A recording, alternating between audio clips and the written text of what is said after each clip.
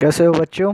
आज हम पढ़ेंगे electric field due to a semi circular arc. एक आर्क की वजह से जिस पे कंटिन्यूअस चार्ज डिस्ट्रीब्यूशन है प्लस क्यू का, उसकी वजह से क्या इलेक्ट्रिक फील्ड होता है, इसका डिस्कशन करना है आज।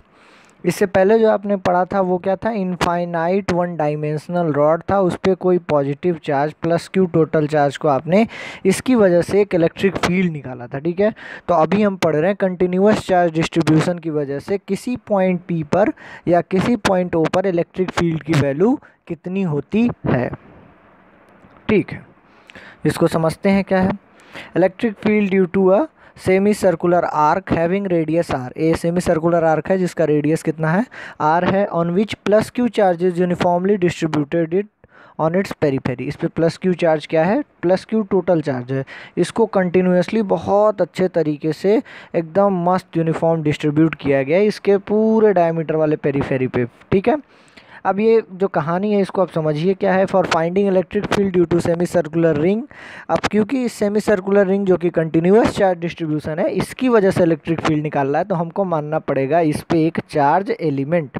तो हमने यहाँ पर कहीं कोई डी क्यू चार्ज एलिमेंट छोटा सा मान लिया, जिसकी वजह से इधर इलेक्ट्रिक फील्ड कितनी आ गई, डी ई इलेक्ट्रिक फील्ड आ गई। ठीक है, ये डी क्यू जो दूरी है, फिर से इसे देखिए एकदम क्लीन इमेज से देखिएगा तभी समझ में आएगा। ठीक है, डी क्यू जो अपने चार्ज एलिमेंट कट किया है तो उसका कुछ फाइनाइट मतलब बहुत ही स्मॉल एक लेंथ होगा। कितना माना है आपने, डीएल माना है। ठीक है, यहाँ से यहाँ तक का इसका एंगल थीटा है, और जो पूरा आप कवर करेंगे कितना हो जाएगा, छोटा सा ये डी थीटा है इसके बीच। ठीक है, we have to cut a charge element dq of length dl which is at angle theta from origin, और इसी origin पे हमें इलेक्ट्रिक फील्ड की वैल्यू बतानी है कि कितनी होगी इस पूरी सेमी सर्कुलर आर्क से। ठीक है, अच्छा अब आगे बात करते हैं क्या है।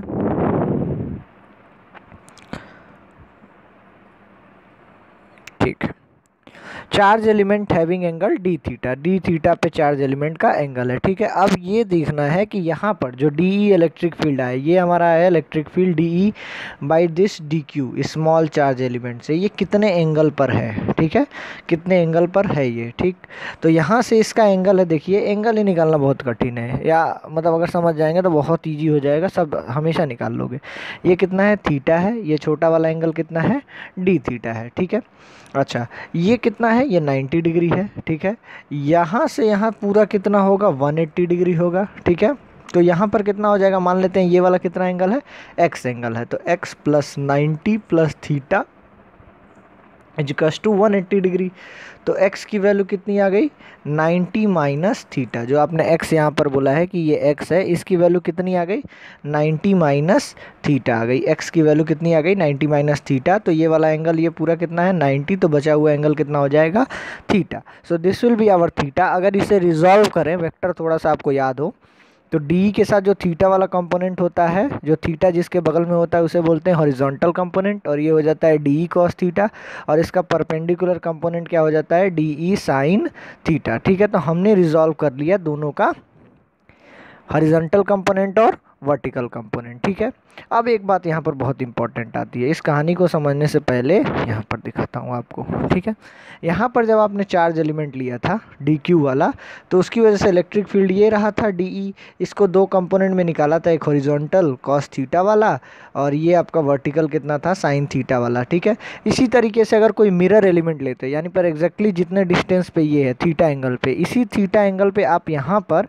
एक और चार्ज एलिमेंट मानते हैं। ठीक है, जो कि मिरर एलिमेंट हो जाएगा। वहाँ से इलेक्ट्रिक फील्ड की डायरेक्शन ये होगी, पॉजिटिव ये भी है, इलेक्ट्रिक फील्ड बाहर की तरफ होगा, रिपेल करेगा। ये एंगल कितना हो जाएगा, थीटा, जैसे कि पहले बता चुका हूँ। तो ये क्या हो जाएगा, डी ई कॉस थीटा, और ये क्या हो जाएगा, डी ई साइन थीटा। अब यहाँ से देखिए जो हॉरिजॉन्टल कंपोनेंट है कॉस थीटा वाले, ये दोनों क्या कर जाएंगे, कैंसल आउट। यही सबसे इंपॉर्टेंट डिस्कशन है कि horizontal component of electric field does not contribute any electric field in the net electric field due to this continuous charge distribution। ठीक है, अब तो आसान, अब तो इंटीग्रल करना है आपको। The net electric field will be D E given only by the vertical component which is D E sine theta. अब इन नेट इलेक्ट्रिक फील्ड निकालना हो तो इंटीग्रेट कर देंगे किसका, डी ई साइन थीटा का। अब तो बहुत ईजी है, डी ई कैसे निकालेंगे। अच्छा, इसके लिए एक और चीज़ था कि हमें लेंथ एलिमेंट मान लेना था। तो हमने मान लिया था कि लेमडा जो है वो क्या है, चार्ज पर यूनिट लेंथ है। तो टोटल चार्ज कितना है Q, और पर यूनिट लेंथ तो वहाँ पर अब L नहीं लिखेंगे क्योंकि ये सेमी सर्कल है, तो कितना हो जाएगा पाई, और रेडियस कितना है R, ठीक है। ये इसी तरीके से हम स्मॉल के लिए लिखेंगे तो लेमडा इजकल्स टू DQ, और स्मॉल कितना हो जाएगा DL, हमने लेंथ एलिमेंट उसका कितना बोला था DL, ठीक है। ये सब बातें आपको पहले से भी पता होनी चाहिए। अब DE की वैल्यू तो लिखना आसान है, ठीक है।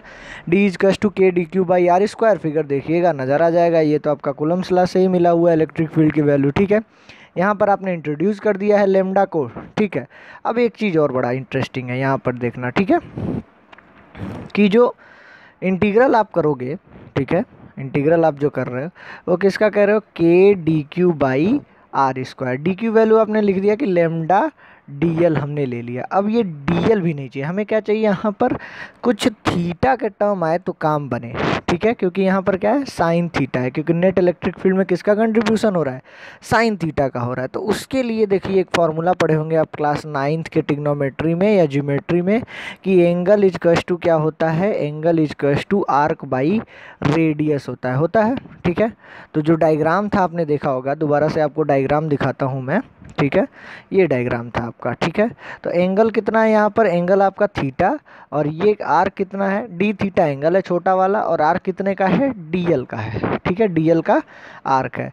तो एंगल इजकल्स टू यानी d theta equals to arc यानी DL अपॉन रेडियस R। तो DL की वैल्यू कितनी आ जाएगी, R इंटू डी थीटा हो जाएगी, ठीक है। अब यहाँ पर इस वैल्यू को हम सब्स्टिट्यूट कर देंगे, ठीक है, DL equals to R d theta substitute कर दिए यहाँ पर, तो ये हो गया आपका K लेमडा बाई R जो होगा, ये सारे कांस्टेंट है बाहर आ गए, इंटीग्रल में क्या हो जाएगा साइन थीटा डी थीटा। अब लिमिट कहाँ से कहाँ लेंगे, तो 0 to पाई, क्योंकि सेमी सर्कुलर है तो स्टार्ट कहाँ पे हो रहा है 0 से पाई। अभी पूरा सर्कल होता तो कितना हो जाता, 0 से 0 या 2 पाई आप कर लेते, ठीक है। इसी तरह क्वाड्रेंट होता तो पाई/2 ले लेते आप इसकी लिमिट, ठीक है। अब तो सिंपल सा इंटीग्रेशन है, आप इसको कर देना, साइन थीटा का क्या हो जाएगा minus cos theta, after putting the limit we are going to get cos pi minus cos 0, इसकी वैल्यू -1, इसकी वैल्यू भी 1, -1 क्या हो जाएगा -2, यानी आंसर आपका क्या आ जाएगा 2K lambda by R। This will be your answer, ठीक है।